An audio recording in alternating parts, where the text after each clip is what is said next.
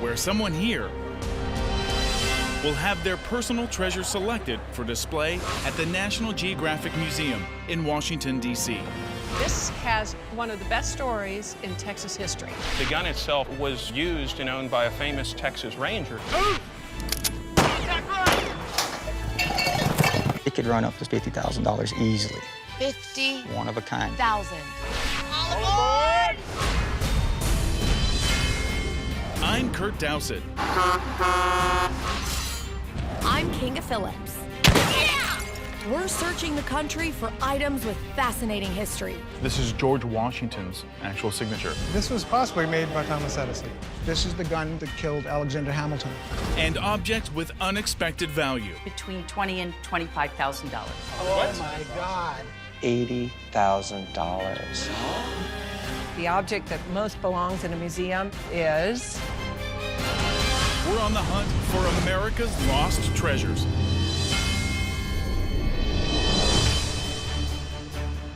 We've invited people from all over Texas to bring their personal artifacts to the Bob Bullock Texas State History Museum. I'm excited to be able to show off an item that's been in my family for 110 years. It's my grandfather's Winchester 73. Binoculars belong to Bonnie and Clyde, and I'm excited to maybe learn a little more history about it. Hey, Kinga. Hi, Curt. Welcome to Texas. We're teaming up with the experts here to determine which one of these items belongs in a museum. I was just tired of all the family after the holidays and thought I'd get away and see if I could find out what these very unique saddles were. I just don't believe I could be any more excited if you gave me a brand new speckled pup for Christmas morning.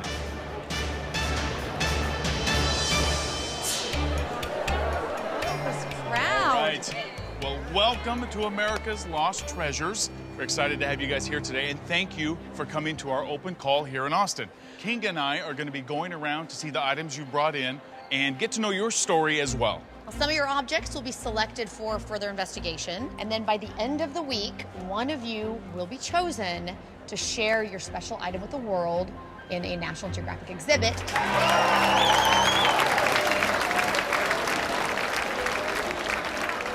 Let's check out your treasures.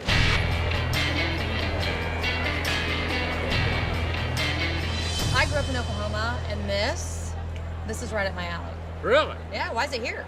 I love it and treasure it. I know everything there's to know about it, except I don't know what it's worth, and I'd like to find out. Well, I want to know why it's so significant, other than the fact that it's beautiful. This saddle was won by rodeo legend Jim Shoulders. Jim Shoulders was all-around champion cowboy in 1956 and went on to win many more championships. He's like the Babe Ruth of rodeo. This is a kind of a prize, an award. Yeah, like a trophy.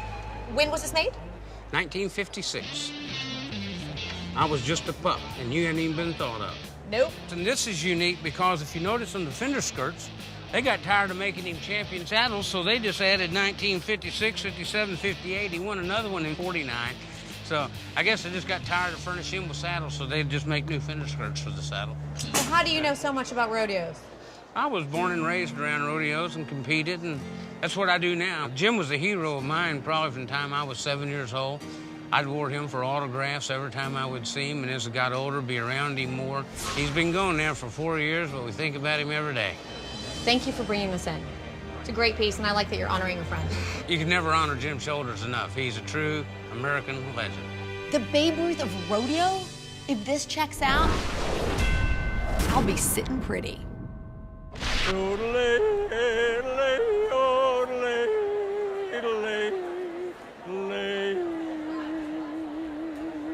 Beautiful. Hard to dance to, but thank Glad you you so liked much. it. So what is this? This is the Great Seal of the Confederacy. It is gold. You're from the South? Sir, There we go. I'm not happy unless I'm treading water in the Gulf Stream. And I would what's that? prefer only to drink from Dixie cups.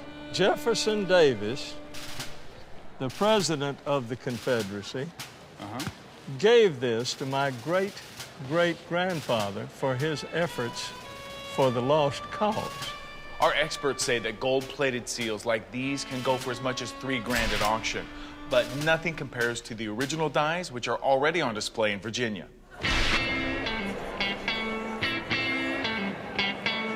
This is Willie Nelson's hair.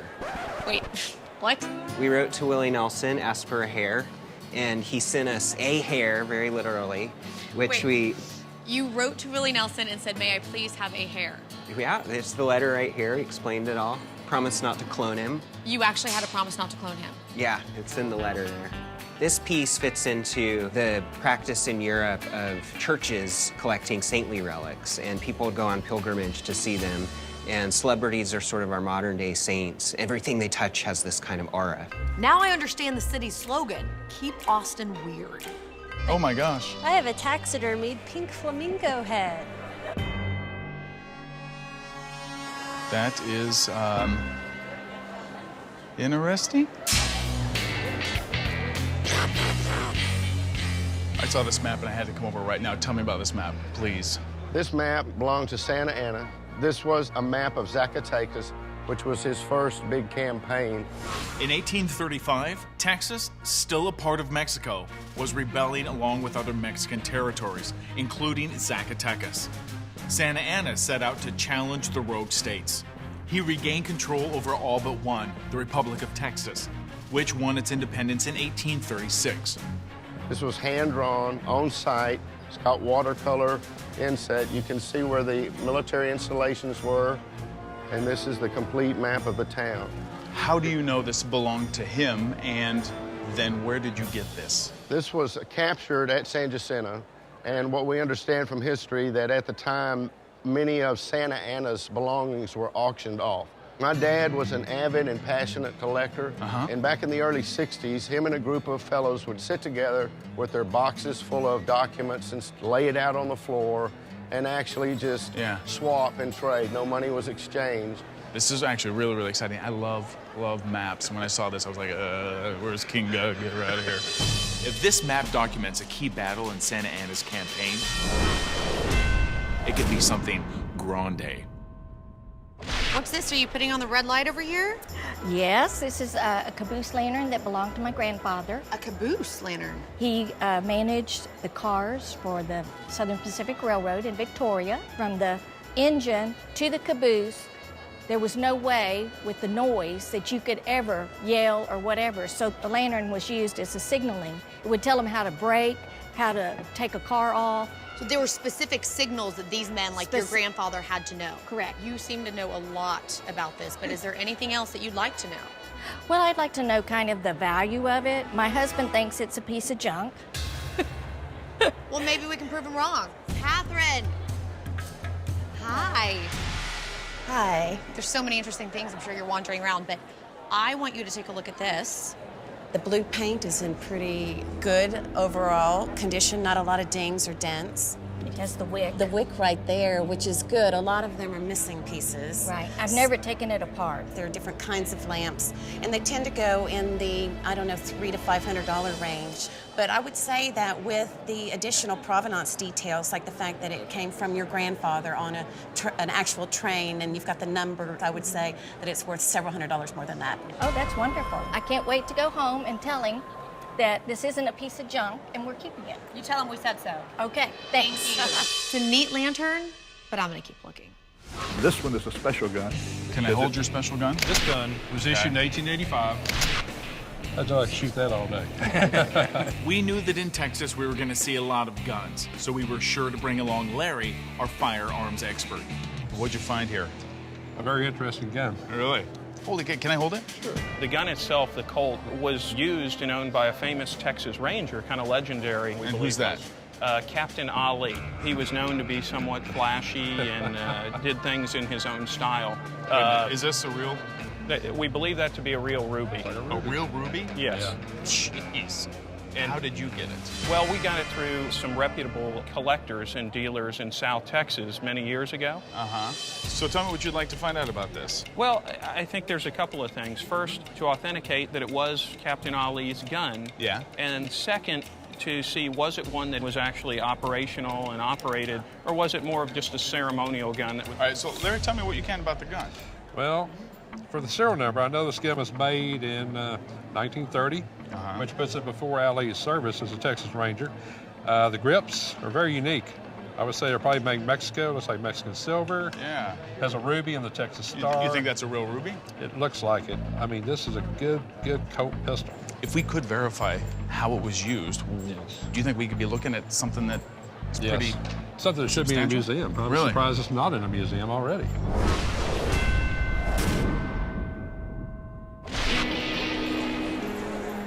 This has one of the best stories in Texas history.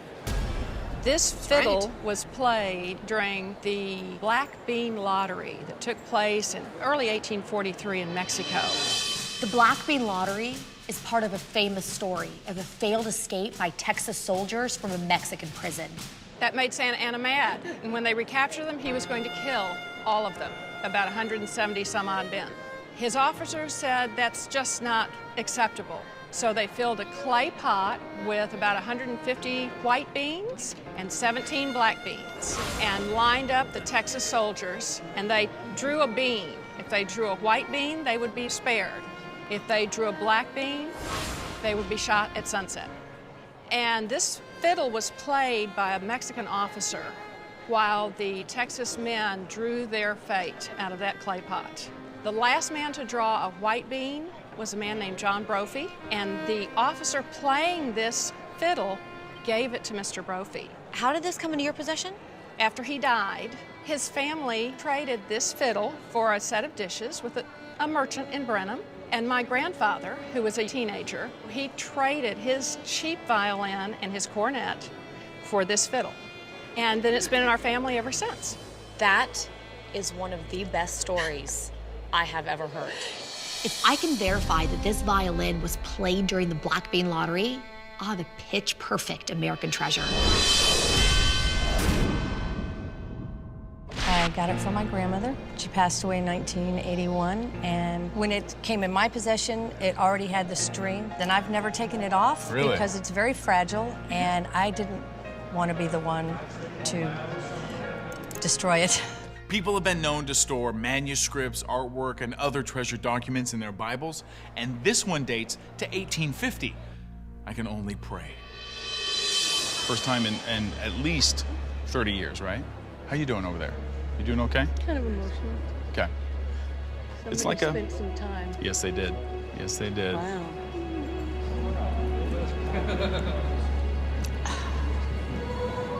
Thank you for not taking care of the string.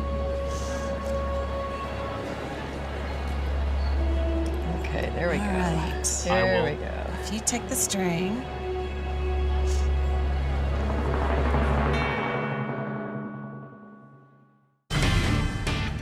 We're at the Bob Bullitt Texas State History Museum, where people from all over Texas have brought us their personal treasures, one of which is this centuries-old Bible. Thank you for not taking care of the string. Okay, there we go. All right. There we go. If you take the string. And hold your hand up and flat like that. I believe these pages are a bit out of order. And so it may have been a portion had fallen out and it was just put back together. So it's very, very dry. Oh, my.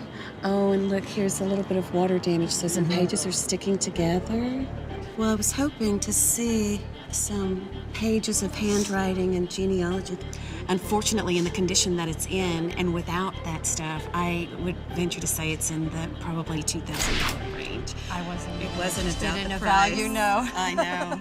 A delicate family treasure that's just too fragile to investigate further. Hi there. Hi. What you got there? Well, this is a hunting horn from the King Ranch, which of course is an iconic part of Texas. And this one in particular is engraved to Bob Kleberg. Bob Kleberg became Richard King's lawyer. He ended up marrying his daughter, and he ended up from the 1880s to the 1930s actually running the King Ranch. Tell me more about the King Ranch. Well, the King Ranch is in South Texas. It totaled at one time over 1 million acres. It was the first place to develop an American breed of cattle. They have developed Triple Crown winning racehorses. Okay. And it's just always been a fixture of Texas. May I? Oh, yes. Legend has it that he would blow the horn when he wanted another round of drinks. That is a good reason to blow a horn. Yes, it is. We might actually be blowing this horn here in a minute. How did you get this? I have a friend in San Antonio that decided to pare down his collection. I think we paid about $1,000 for it. Charles, can you come here for a second? He's our appraiser. Okay. If I had to put a value on it, I'm going to put a little bit of a range. It's a one-of-a-kind King Ranch item, so $3,500 to $5,000. Wow. Wow. That's good news. Yeah. Well, do you know how much they paid for it? No. $1,000. Well, I'll give you 2. It's okay. This looks awesome. Tell me about this gun. This is a Winchester model 1873. It's the gun that won the West. Oh, really? It is one of the most popular guns ever produced in this country. Belonged to my granddad. He carried that. He was a cowboy out in the West Texas in the late 1800s, and then he was a lawman in southern Oklahoma. The gun has been in my family for 110 years. Wow. I purposely have not restored it because I wanted its natural condition. I mean, it was the gun of the time. It was produced for 50 years. You know, that's quite a stretch for a gun. Yeah. Men carried these all over the West, and they were chambered. Usually, Colt made the same caliber pistol. So they had the same caliber rifle and pistol, same ammunition. They were a nice, fast-shooting gun, quick. Well, thank you for bringing this in. I mean, obviously, it's going to mean a lot to you, and I give it back to you. I appreciate it. Mostly because it's heavy. Thanks for bringing it in. I appreciate it. Thank you. All right, so, Larry, taking a look at that gun. Realistically, what would you say? I mean, you and I have looked at a lot of guns today. Yes, we have. I want to pick one of these guns to, you know, That's a neat gun. That's a good heirloom. It's an older gun, but it doesn't have the history we have found in another gun today. Yeah, I like the one with the ruby in there with all that. The Texas Ranger Yeah, handgun. I mean, you think that's Colonel probably... Ali, that is an awesome gun. Good.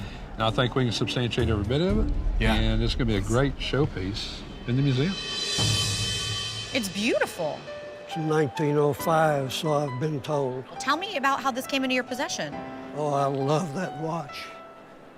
It was my grandfather's. I wish I could have gone to work with him and see what he did, but I was too little. He was on the railroad. Down from the station was what they called the roundhouse, where they could turn the trains around and hook them up differently, and that's where he worked. He was born in 1875 and died in 1955.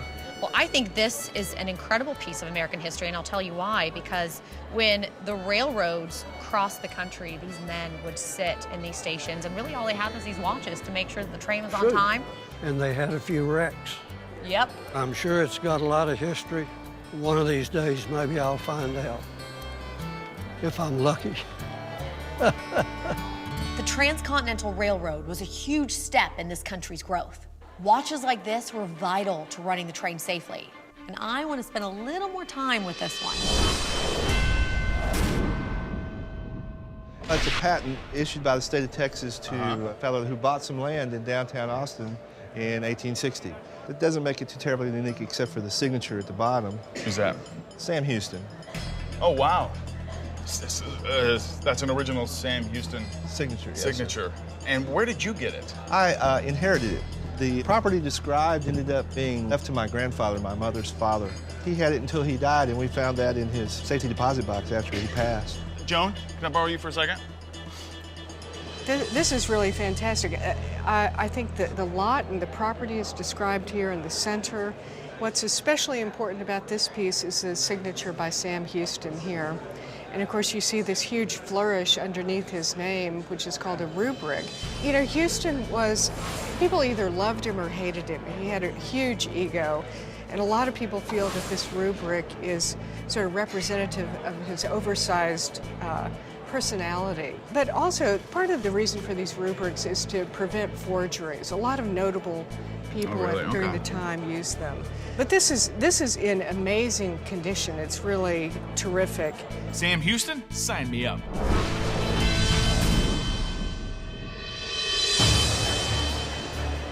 All right, time's up. Kinga and I have to decide which objects could be the lost treasure we're looking for. All right, so tell me what you got. Well, I got a couple really great items. There was this railroad pocket watch with a lot of nostalgia in the story. Great. Yeah. Then there was a saddle from the 1950s. I love rodeos. Belonged to a rodeo legend.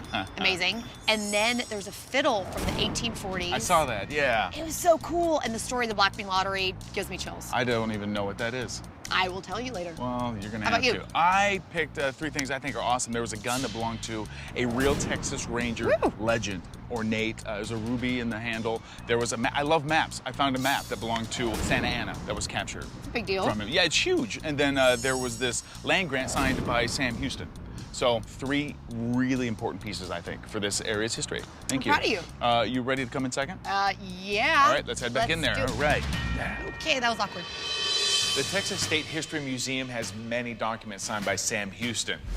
While I'm here, curator Joan Marshall is going to take a look at this one and see how it stacks up against what they have in their collection.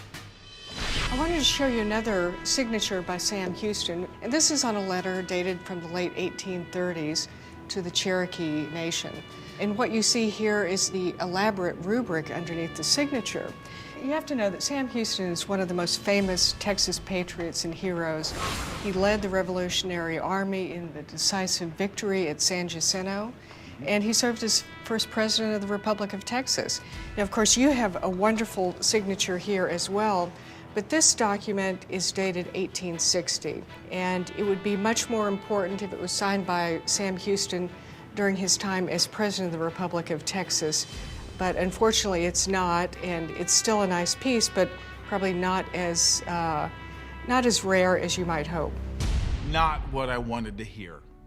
It's quite the family heirloom. Where is this going to hang in your house? It actually hangs in the living room rather prominently, so I like to show it off, yeah. You get to keep it. Yes, okay. sir. Awesome.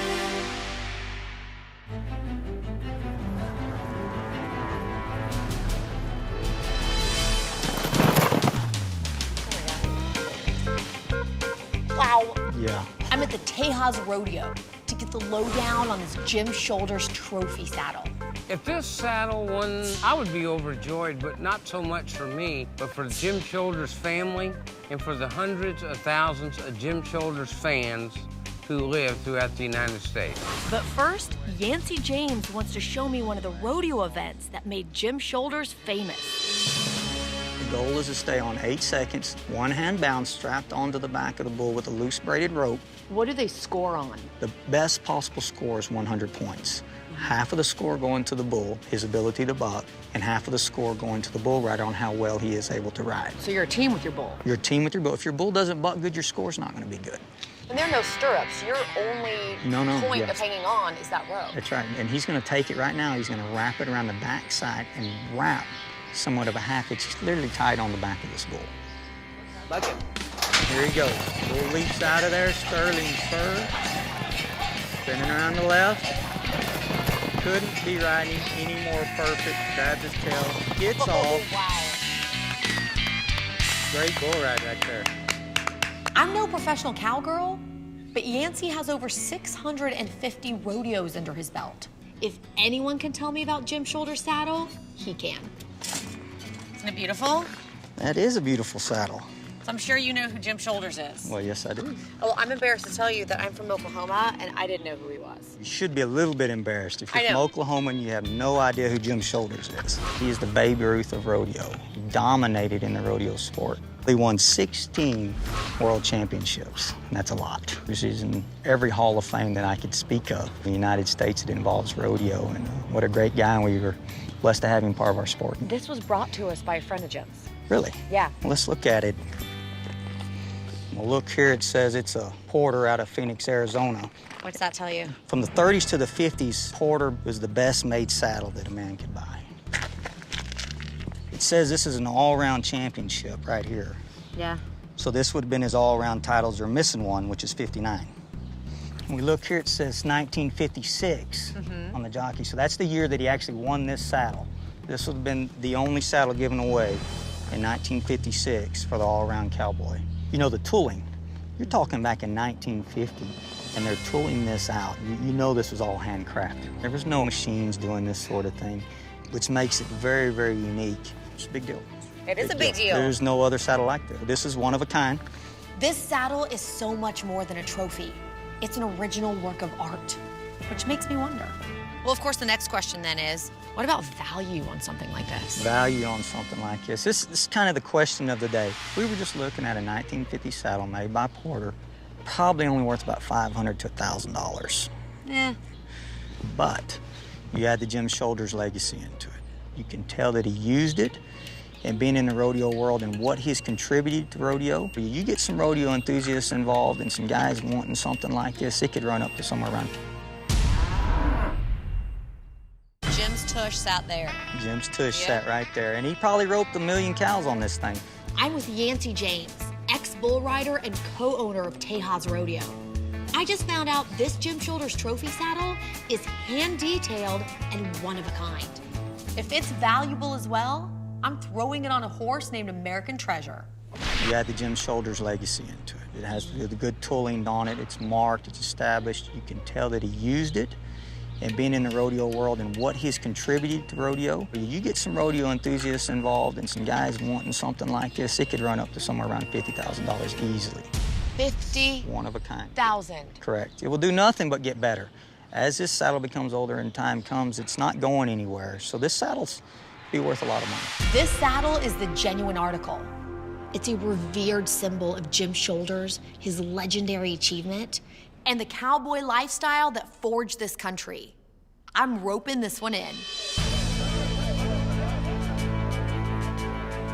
I'm here at the Alamo in San Antonio, and I brought along Earl's map of Zacatecas. Personally, the map means to me a connection with my father. He had such a passion with history, and when I pick up the things like the map, it reminds me of him.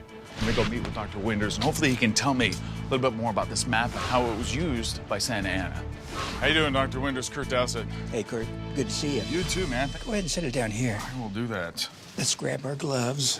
We don't want to damage the map's delicate parchment or its watercolor wash with the oils from our hands, so the gloves are going on. Okay, so I'm gonna let you just kind of dive in it. Oh, that's nice. I've heard about this map. And I've seen a copy of it, but I've never seen the original. That is incredible. Now, this documents the Battle of Zacatecas.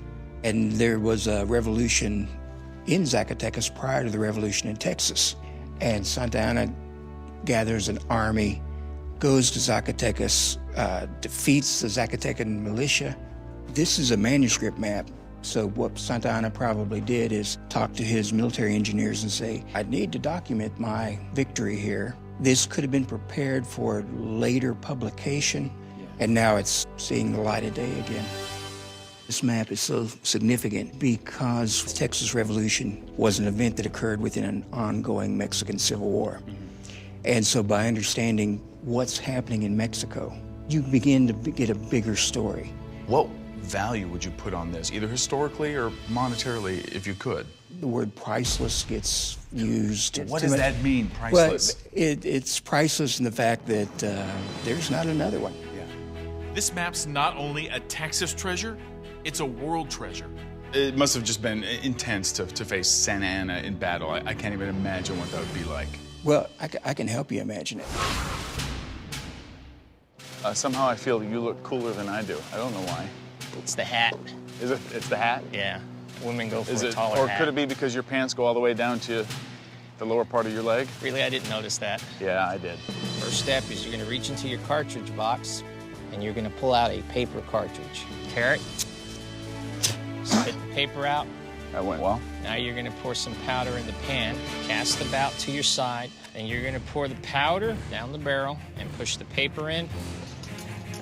Clear the line. Ready. Aim. Fire.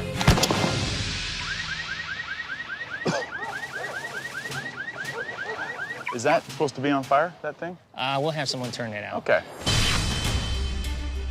So far, Kinga and I have both gotten some good news. But only one of our 6 collectors will get the honor of displaying their treasure in the National Geographic Museum. Tickets, please, ladies. Ladies, and we'll just... How am I doing, Ben? Good, doing great. May I pinch that, please? Let's see. Will you hold it for me? I'm with Ben Sargent. train conductor and founding director of the Austin Steam Train Association. I'm hoping he'll be able to give me some history behind William's pocket watch.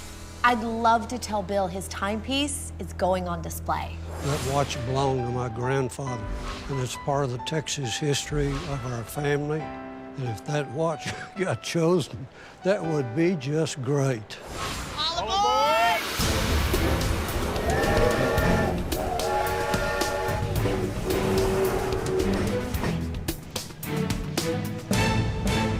This is very exciting. So the gentleman that brought this in to me, this was his grandfather's. And his grandfather worked on the railroad. He said it was a very significant timepiece that his grandfather used to time the trains.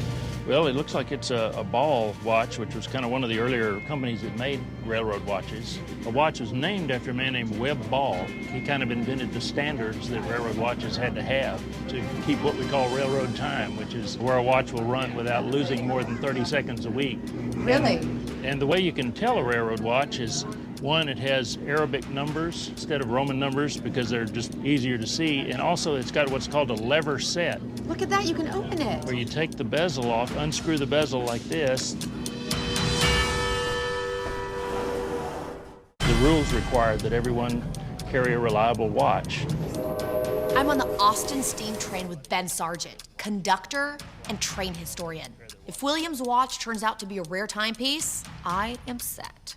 It's got what's called a lever set. Look at that, you can open it. Where you take the bezel off, unscrew the bezel like this, and you see this little lever right here that you have to pull out, and then you can set the watch.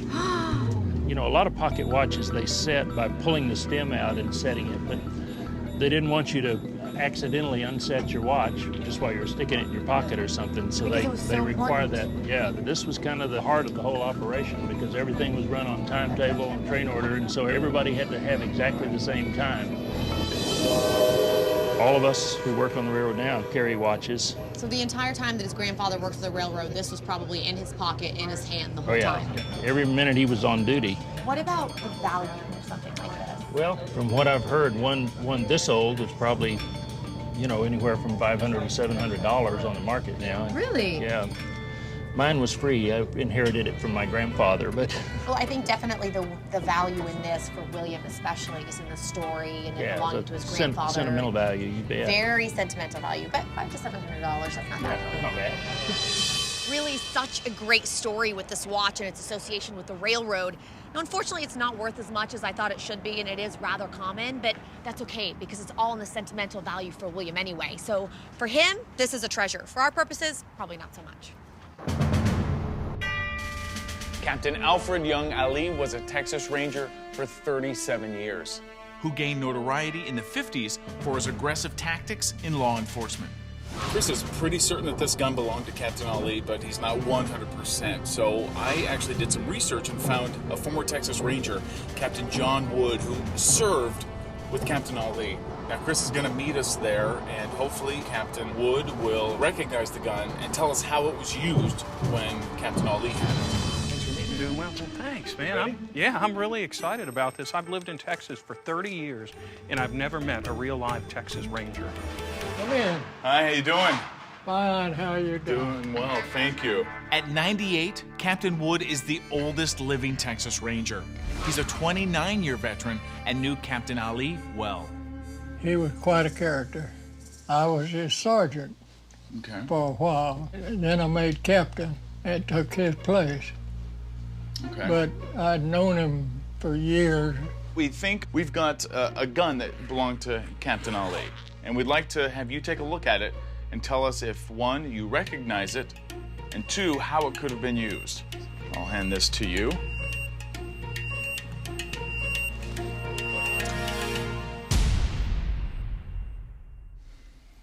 Yeah, that's his gun. That's his gun for sure, huh? Yeah, I know it is. I'm really excited to hear that. Yeah. Yeah, because we had thought that this was probably the gun. We had been told that, but we didn't have anybody that had actually seen him with it. That's great to hear. Well, do you have any other questions for him? What type of guy was Captain Ali? Was he kind of a rough guy? He was pretty rough, and he was high-tempered. The director, Department of Public Safety, told me one time, every time the phone rings at night, we think Captain Ali killed somebody. Oh, and that. He's high-tempered. He didn't take anything off anybody. Captain Wood recognizes the gun as Ali's, which is awesome. But I still want to find out if it was used as a service revolver or as a ceremonial firearm. Well, Captain Wood, thank you so much for taking some time to talk to me about this gun. It certainly was a pleasure having you verify that it did belong to Captain Ali. It's just like seeing an old friend. All right, thank you. I'll follow you, Chris. Thank you. That is just great news. Wow.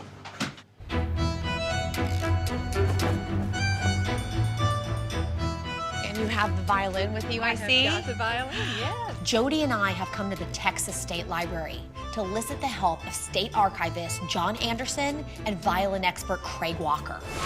Jody thinks her violin is part of the 1843 Black Bean Lottery, where 17 men drew their fate and were executed. We want to know if a violin was being played at the time, and if so, is this it? I've read several accounts of the Black Bean Lottery. This is a handwritten account by one of the survivors. This is his entry for March 25th, which was the day of the lottery and the execution. May I? Yeah, you certainly may. I didn't see any mention of a violin or music at all. The most famous published account is Thomas Jefferson Green. He was one of the officers. This is a very detailed sketch of the lottery, and I don't see any musicians there. I have not seen any reference to music, but perhaps they just didn't note that detail. We're holding on by a string here. But if we can verify that the fiddle's construction is consistent with other violins built in that time period, we'll still have a chance. Most violins of this type were made in Eastern Europe. This type of inlay pattern was very popular, and with this edging, it's kind of like ribbon band around the edge, and it's commonly referred to as a gypsy type violin. I can tell you a little bit more by taking it apart a little bit. You okay with this, Jody? Actually, ask Jody. Let's ask Jody. I can tell you a little bit more by taking it apart a little bit. You okay with this, Jody? Actually, ask Jody. Let's ask Jody. Stop. He's the expert. Anything that I do here is reversible. Jody and I are at the Texas State Library with state archivist John Anderson and violin expert Craig Walker. If Jody's violin is the legendary fiddle from the tragic Black Bean Lottery, it'll be an American treasure that truly pulls at the heartstrings. This allows me to take a look inside of the instrument. Have you ever seen it like this? You okay? I appreciate your trust here. But what I'm going to do is I'm going to look on the inside of this instrument. What are you looking for there, Craig? Well, I'm looking the way the neck is attached to the inside of the instrument. Where on this instrument, it's dovetailed into a joint. And then some real early instruments had like a nail holding them on. So that's one way of showing that, that it's of a later time period. Do you think that this violin could have been played at the Black Bean Lottery? I really feel that it couldn't have been played there. Seems to be made about 3 decades later than that time period, around 1870, rather than way back at the time of the Black Bean Lottery. Jody, how do you feel about this?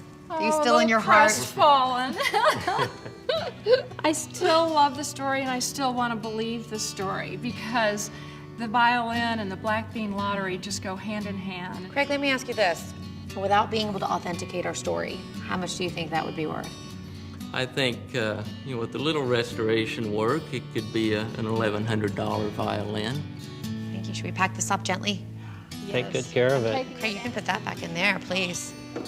So I'm disappointed, but I still feel that our violin is an American treasure.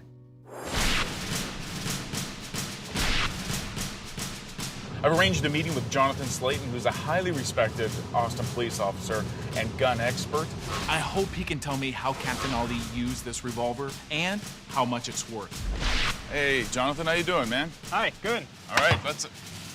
do this. I brought something here that I'd like you to take a look at. Wow. This is a Colt single-action army, also known as the Colt Peacemaker. It was originally produced in 1873, and it was actually a standard issue for the U.S. Army at the time. This is the legendary Colt that won the West right here. So for a modern cowboy like a Texas Ranger, I mean, this is the gun to have right here. Okay. As far as how it works, it's what's called a single action, meaning that when you cock the hammer, by pulling the trigger, it does one single action of releasing the hammer, as opposed to more modern-day double-action revolvers that just by pulling the trigger, it cocks the hammer on its own and then releases it on its own. Do you know anything about how it could have been used back then? A ceremonial firearm has less significance than one that was used on a daily basis. If I can prove that Captain Ali used this as a primary weapon, there's a good shot this is going to D.C. Captain Ali was a very famous Texas Ranger. As you can see, it's very ornate. Yeah. It could have been just something he wore as a dress item. There's two ways to tell if somebody used it or not based on the wear. The first is if where the hands would be used. If you see wear there, like you do right here, you see wear on all these high points. Yeah. That indicates that it's actually been fired quite a bit. Okay. As well, if you look down the barrel, you can see grooves. That's called the rifling in the barrel. There is some wear on these rifle grooves. Yeah. So it does indicate that it was fired. It was used. It wasn't just for show. That's great news. Is it possible for us to fire this, or is it not safe? Well, we don't want to fire this today just because we don't want to risk lowering the value of the gun, because a gun like this is already inherently valuable. And then when you add in the custom work and the fact that it was owned and carried by a famous Texas Ranger like Captain Ali, the sky's the limit as far as what the price could be. Is there a number we could possibly put on this? $30,000 or more. Are you serious? That's great. I can't wait to give Chris the good news, but I was really hoping to fire a single action Colt. Instead of shooting a $30,000 gun, I did bring a reproduction with me. Are you ready for this?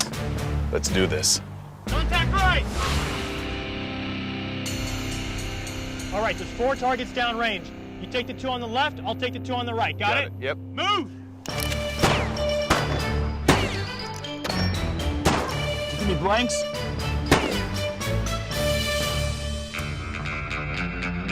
This training is based on the shootouts that people like Captain Ali went through. We take that and we try to apply it so that we can learn from it now. Oh, come on. There we go. All right, you take the 3 on the left, I'll take the 3 on the right.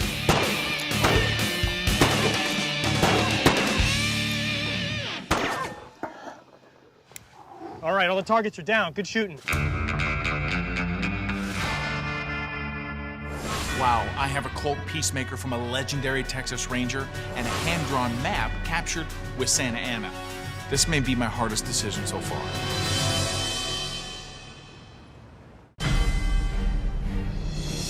We're back at the Bob Bullock Texas State History Museum in Austin. Each of our investigations has offered a fascinating lesson in Texas history. But now, Curt and I must choose our finalists to present to National Geographic and have their item displayed in Washington, D.C. But first, unfortunately, we have to narrow the field. Hi, Bill. How are you? How you doing today? It's good to see you again. You too. I met with a real conductor. He told me, as you probably know, this is a ball watch, big name in the railroad watch business. He also said something really interesting, that these guys had to buy law carry watches like this. And not only that, they had to have them synchronized very frequently by actual jewelers. Interesting? Yes. Well, here's the kicker. This is worth between $500 and $700. Well, that's good. He did say that there are a lot of them around, so it's not very unique, probably not a museum piece for us, but True. I think that the sentimental value for you and the story with your grandfather, that is the real treasure here. Well, thank you very much. I'm glad you found that out for me. So I'm going to take it home and put it right back in the little glass cage and back on the top of the desk. And one of these days, it'll be inherited by one of our children, our grandchildren.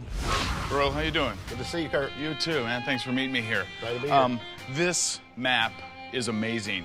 Well, I was able to take it up to the Alamo and meet with Dr. Winders up there, and he said this is an amazing piece of history, and its value is priceless. I like hearing that word. Yeah, right? I mean, this is such an amazing piece, but I think I'm gonna go in a different direction. Okay. That map is awesome, but the Battle of Zacatecas, though important, was small and is still not very well known. So I'm going with the gun.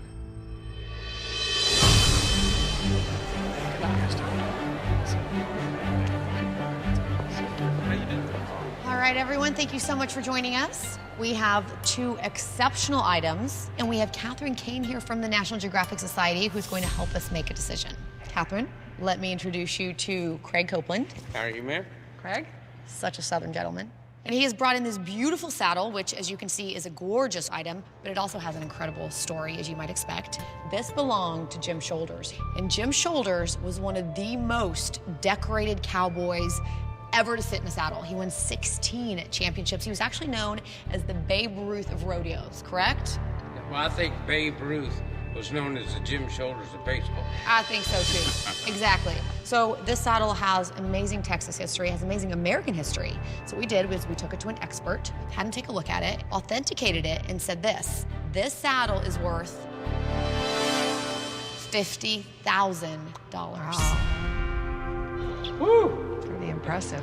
All right. Well, Catherine, Chris brought this revolver to me and hoped that it belonged to the legendary Texas Ranger, Captain Ali.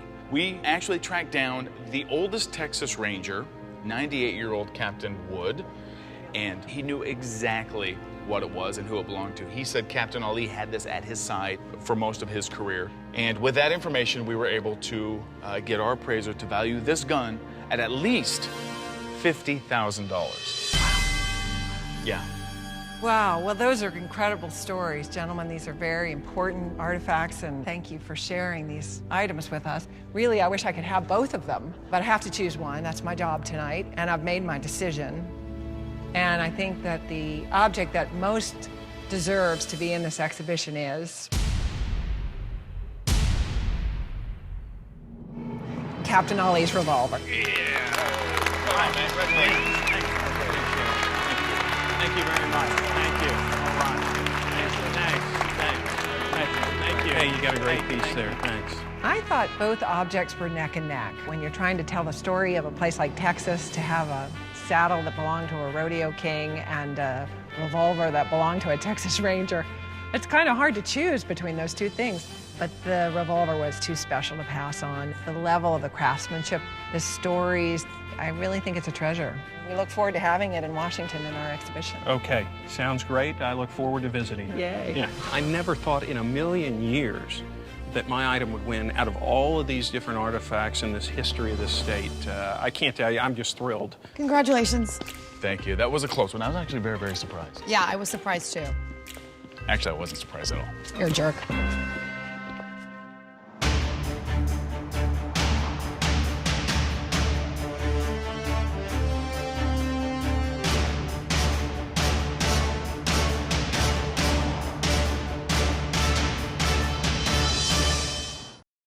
It's original.